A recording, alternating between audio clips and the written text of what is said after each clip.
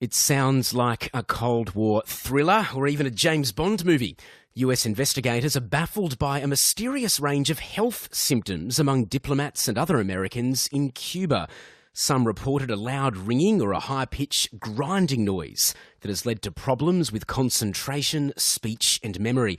Suspicion initially fell on some sort of sonic weapon used by Cuba, which has been at war with the US for decades.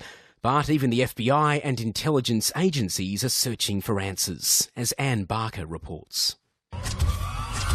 The use of ultrasonic noise as a weapon sounds like the stuff of Hollywood fiction, and certainly it has been.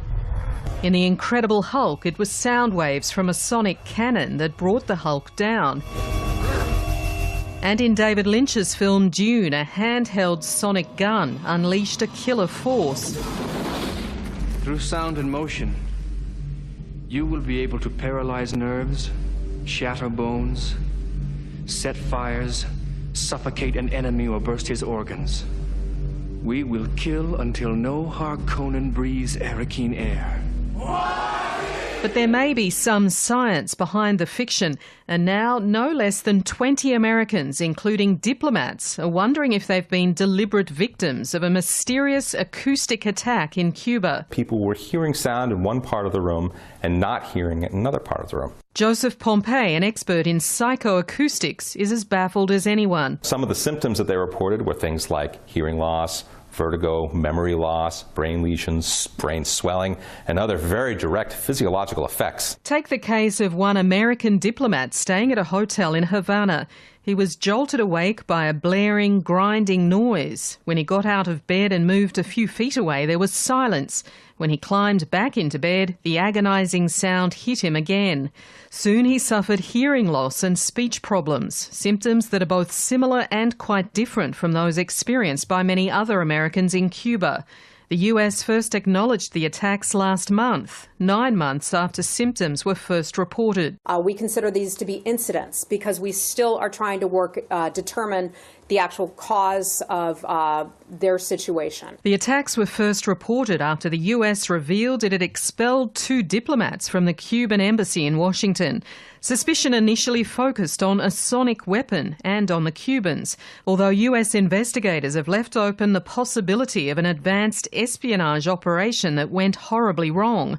A spokeswoman, Heather Nauert, says the State Department is investigating the so-called health attacks. We will not confirm the health status of any Americans, whether they're in Cuba, back here at home, or elsewhere. What I can tell you is that these were U.S. government personnel who were in Cuba, in Havana, on official duty on behalf of the U.S. government. Last Tuesday, the State Department disclosed that doctors had confirmed another 2 cases, bringing the total number of American victims to 21.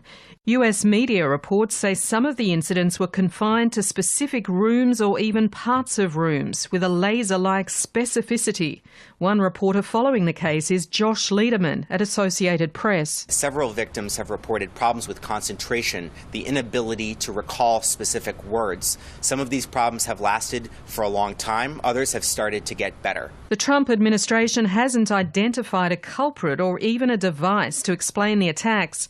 Officials say targeted localised beams of sound are possible, but the laws of acoustics suggest such a device would be too big to conceal, and no single sonic gadget could explain such an odd, inconsistent array of physical symptoms.